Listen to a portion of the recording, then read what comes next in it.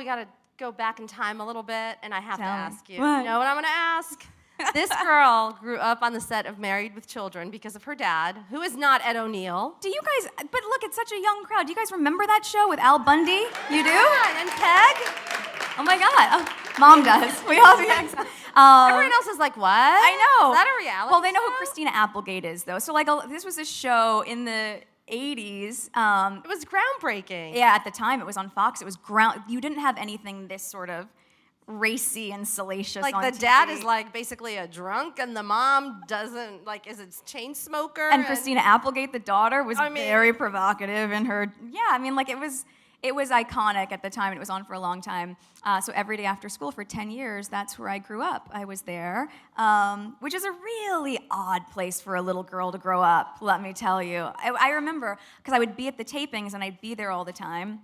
And I'd be in, I went to all-girls Catholic school, so I'd be in a little school uniform. But then you'd watch, like, Tracy Lords or Tia Carrera walk by in a school uniform. My dad's like, no, Meg, that's not the same.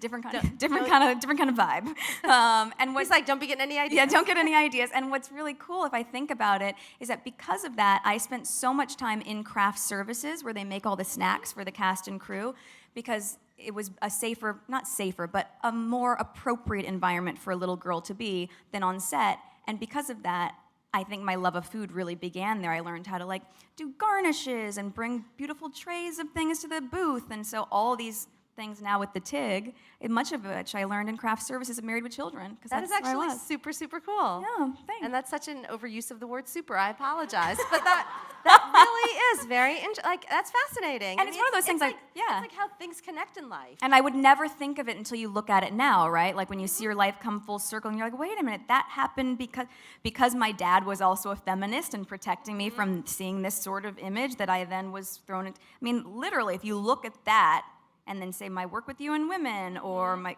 everything, or the TIG and food recipes. It all stems from little things that you would never see the gravity of them then. Hello, I'm H.G. Tudor, continuing to dissect the AOL interview involving Harry's wife and pointing out the pertinent parts of her narcissism in action.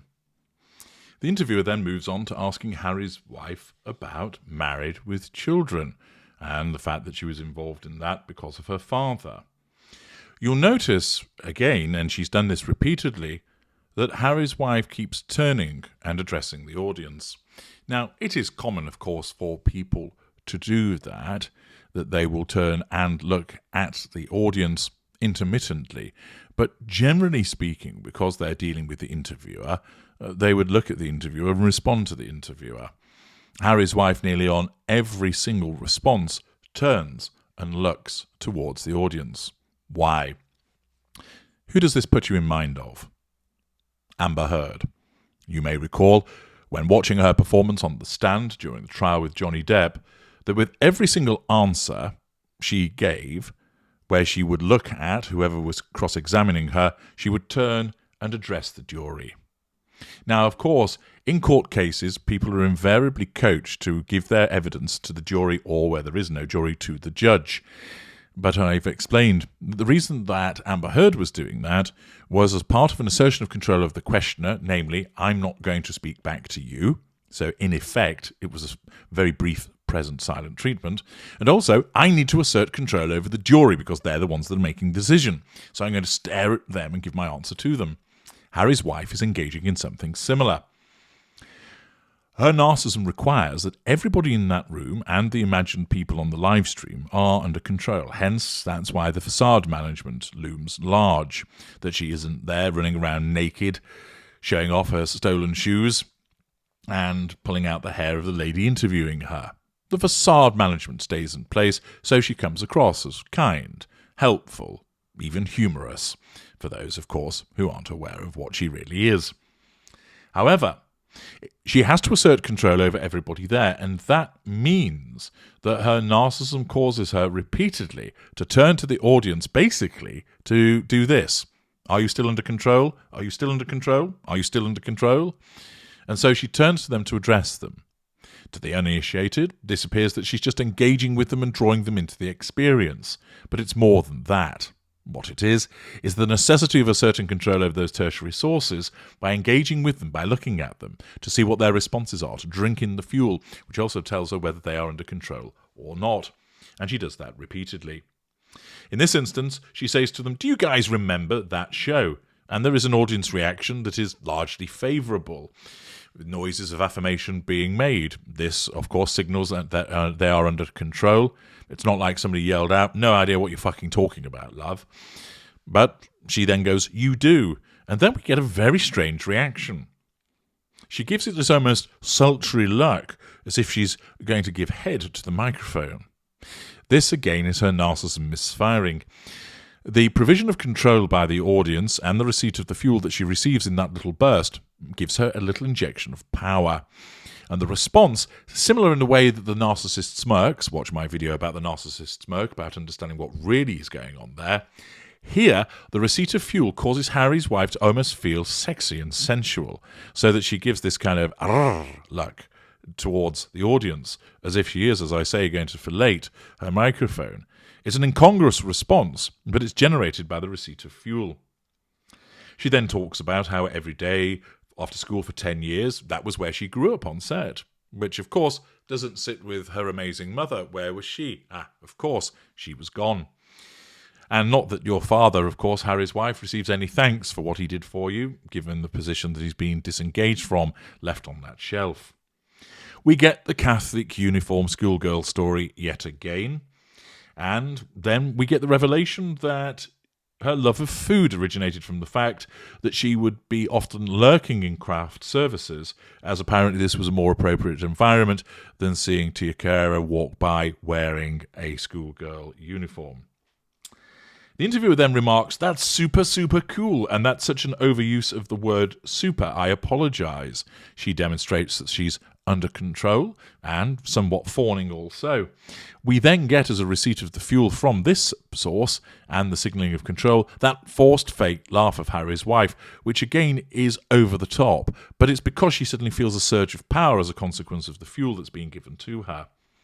We're then treated to the fact that apparently her dad was also a feminist. Yes, every important man in her life, when they're painted white, when they're in the golden period, is a feminist. She likes to paint everybody that because, of course, we know Harry is a feminist, and that's why he had a guttural reaction to something that he saw. So, Pa Markle is given the label at this juncture, because he's painted white, as a feminist. Because, of course, Harry's wife will only hang around with men that are feminists because all of the men are potential rapists and hateful. She describes how he was protecting me from seeing the kind of image. And that then, of course, somehow led to her working with UN Women. And the fact that she was in the craft services, this must have led to her interest in food and the TIG. And then we get treated to another brilliant bombshell insight from the beige one.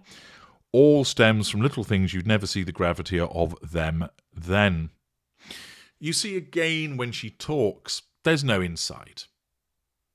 That she's just talking about things which have happened to many people, and they're not interesting. Sure, there might be some people who are interested in the programme and think, "Oh, she is one of the stars of the programme. I want to learn more about her life because I've watched her." Fair enough. But for most people, it's an interview that is bland. There's no unique insight. There's no process with regard to understanding, for instance, the ins and outs of her profession.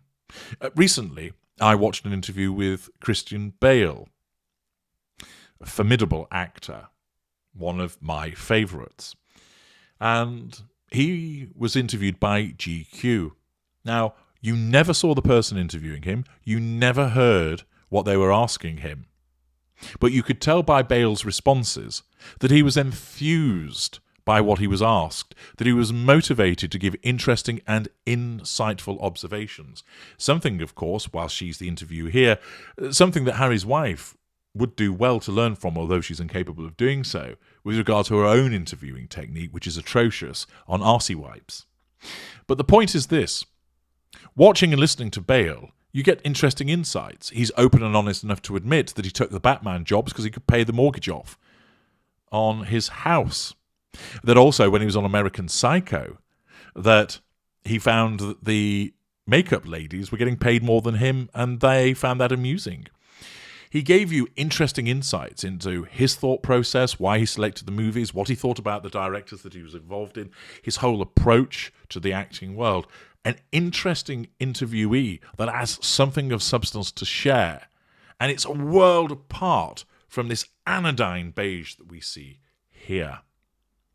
A useful comparison, and only goes to underline that this particular narcissist, she is wafer thin, so superficial, and has nothing meaningful or interesting to provide. Let's look at a further piece as the interview continues.